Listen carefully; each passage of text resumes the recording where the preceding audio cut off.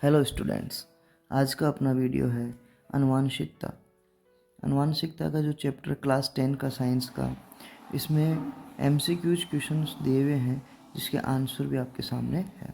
इनको डिटेल से डिस्क्राइब करते हैं और एक एक क्वेश्चन को आंसर को सोल्व करके देखते हैं। अनुवांशिकता का अध्ययन किस शाखा में किया जाता है? तो बच्चों, अनुवांशिकता का अध्ययन विज्ञान की अनुवांशिकी हेरिडिटी में किया जाता है। और ये सिद्धांत किसने प्रस्तुत किया? तो अनुवांशिकता का सिद्धांत ग्रेगर जोहेन मेंडल ने किया था।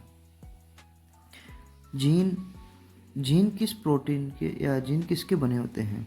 तो जीन डीएनए के बने होते हैं। और बच्चों, ये जीन है जो क्रोमोसोम्स के ऊपर, जो क्रोमोसोम्स है ना, उनके ऊपर लगे रहते हैं।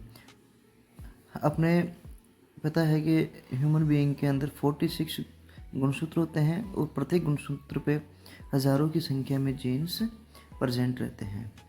तो डीएनए के संरचना में कौन से तत्व नहीं होते हैं?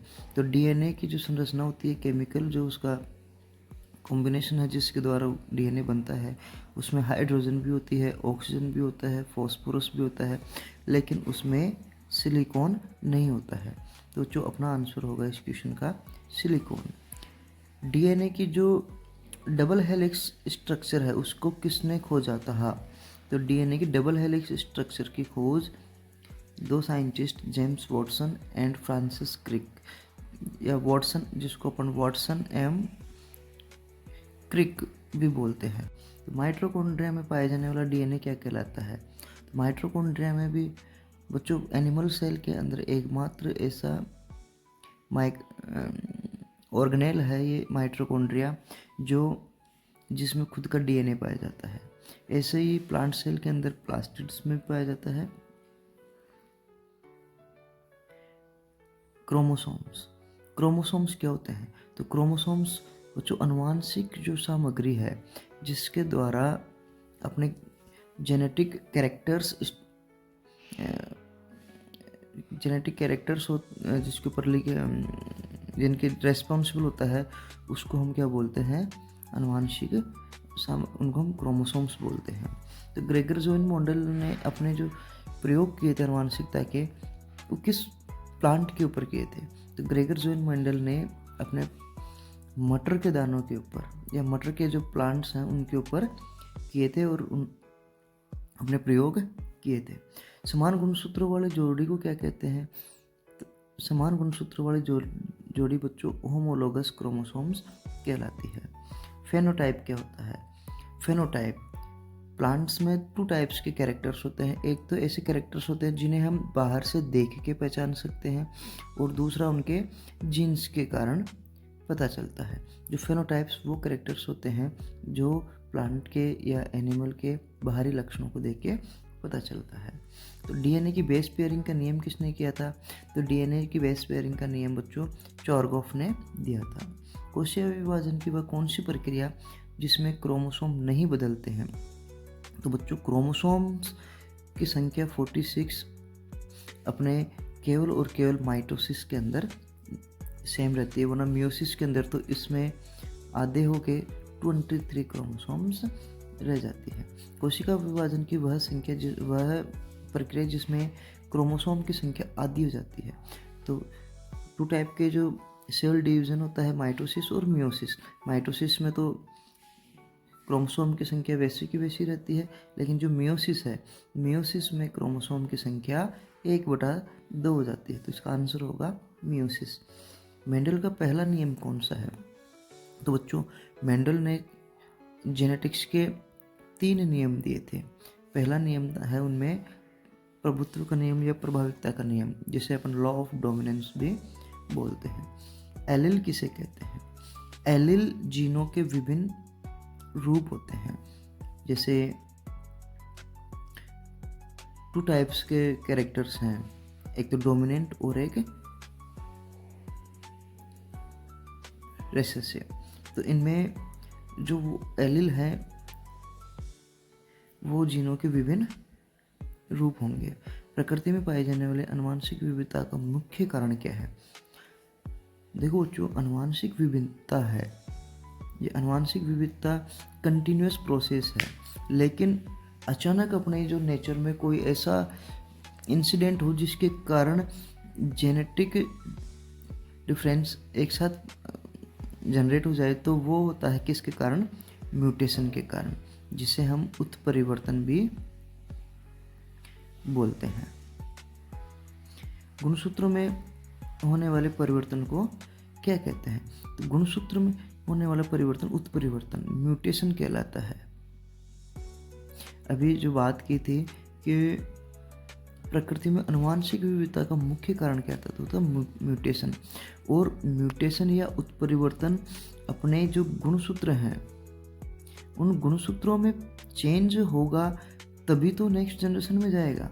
इसलिए गुणसूत्रों के परिवर्तन के कारण होने वाले, गुणसूत्रों में परिवर्तन किसके कारण होता है? उत्परिवर्तन के कारण।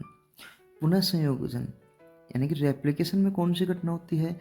तो बेटा रेप्लिकेशन के अंदर जीन का कॉपी निर्माण होता है, यानी कि उसकी प्रतिलिपि बनती है। डीएनए की दोहरी सर्पिल संरचना किस में पाई जाती है? तो डीएनए की दोहरी सर्पिल संरचना प्रोकैरियोट्स और यूकैरियोट्स दोनों ही टाइप के प्लांट्स और एनिमल्स में पाई जाती है। माइटोसिस हमने पढ़ा तो 2 टाइप का सेल डिवीजन। तो सेल डिवीजन का जो इसमें जो माइटोसिस है, उसका मेन मोटो क्या होता है माइटोसिस होने का? तो मेन मोटो होता है शरीर के ऊतकों की निर्माण करना। और जो मियोसिस है, मियोसिस का काम होता है गैमेट्स का निर्माण करना। तो माइटोसिस का मेन काम क्या हो गया? शरीर में ऊतकों की मरम्मत करना।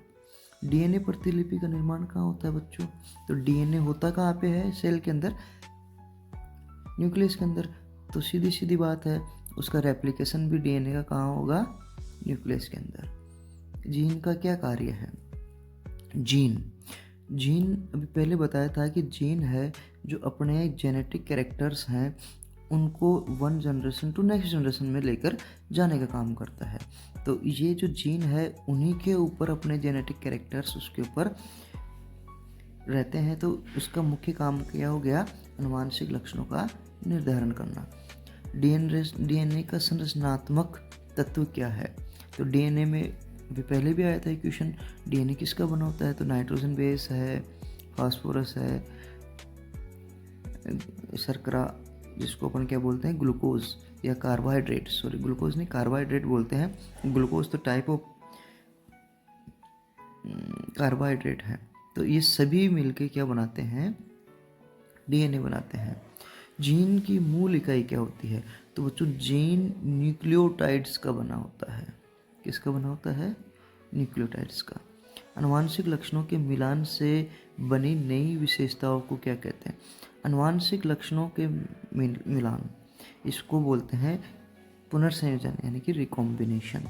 मेंडल का कौन सा नियम है जो स्वतंत्र विरासत की प्राप्ति पर जोर देता है? यानी कि स्वतंत्र, तो वो है 3rd नियम, स्वतंत्र वर्गीकरण का नियम। युग्मनजों के निर्माण में कौन सी प्रक्रिया होती है? तो युग्मनज जब निर्माण होता है तो उसमें होता है क्रॉसिंग ओवर। क्या होता है उसके अंदर? क्रॉसिंग ओवर होता है, जिसके कारण गैमेट्स का निर्माण होता है। होमो और हेट्रोजाइगस जीनोम्स की क्या पहचान होती है? पहचान किससे होती है? जीन से होती है। अर्धसूत्री विभाजन कहाँ होता है? तो अर्धसूत्री विभाजन सामान्य कोशिका में तो होगा नहीं, हड्डियों में, तंत्रिका तंत्र में, इनमें, इन सभी में तो माइटोसिस होता है। तो अर्धसूत्री विभाजन मियोसिस कहाँ होता है? जेनेटिक सेल्स के अंदर होता है, जनन कोशिकाओं में होता है। मेंडल के प्रयोगों में किस पीढ़ी के पौधों का संकरण किया गया है? तो मेंडल के प्रयोगों में संकरण जो हाइब्रिडाइजेशन होता है वो पहली पीढ़ी के अंदर करवाया जाता है। डीएनए के में पाए जाने वाले बेस पेयर, तो डीएनए में बच्चों एडेनिन, थाइमिन और गुआनिन, साइटोसिन, ये इनका बेस पेयर होता है। 2 बेस पेयर होता है, एटी और जीसी। आनुवंशिकता क्या है? आनुवंशिकता 1 जनरेशन टू नेक्स्ट जनरेशन में उसके कैरेक्टर्स का ट्रांसफ़र होना आनुवंशिकता कहलाती है, यानी कि लक्षणों का संचरण आनुवंशिकता कहलाता है। जीन का क्या कार्य है? जीन जो एनर्जी थोड़ी देगा, एनर्जी देने के लिए तो फूड है जिसमें कार्बोहाइड्रेट है, फैट है और रेयर केस के अंदर प्रोटीन है। पानी का संचय इसमें इसके द्वारा नहीं होता, ना कि डाइजेशन होता है। तो जीन का काम होता है आनुवंशिक लक्षणों का निर्धारण करना। रिकॉम्बिनेशन का क्या अर्थ होता है? रिकॉम्बिनेशन का अर्थ होता है नए गुणों का निर्माण करना, क्योंकि जब क्रॉसिंग ओवर होगा तो उसके अंदर न्यू कैरेक्टर्स का फॉर्मेशन होता है। दो संकर हाइब्रिड का संकरण किया जाता है, इसे क्या बोलते हैं? देखो बच्चों, अगर 2 का हो रहा है तो डाई हाइब्रिड, और अगर सिंगल का हो रहा है तो mono hybrid.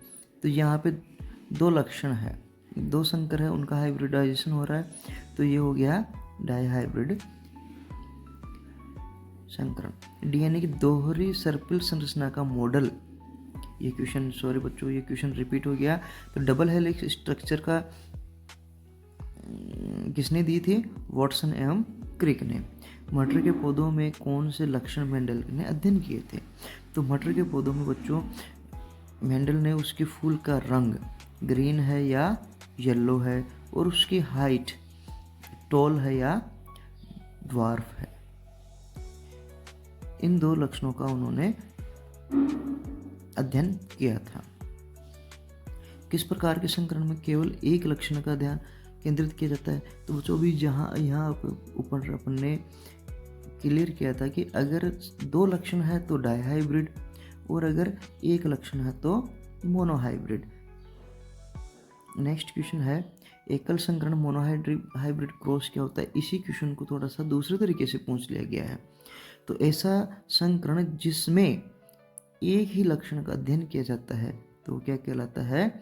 Mono hybrid cross कहलाता है। द्विसंकरण क्रॉस, जैसे इसके नाम से पता चल रहा है, तो कितने लक्षण? 2 लक्षण।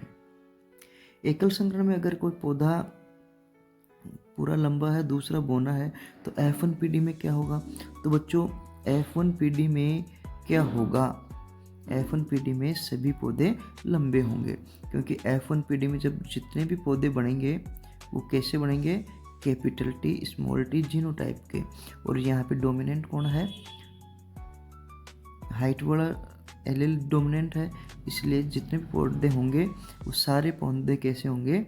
टॉल होंगे, लंबे होंगे। सारे पौधे कैसे होंगे? लंबे।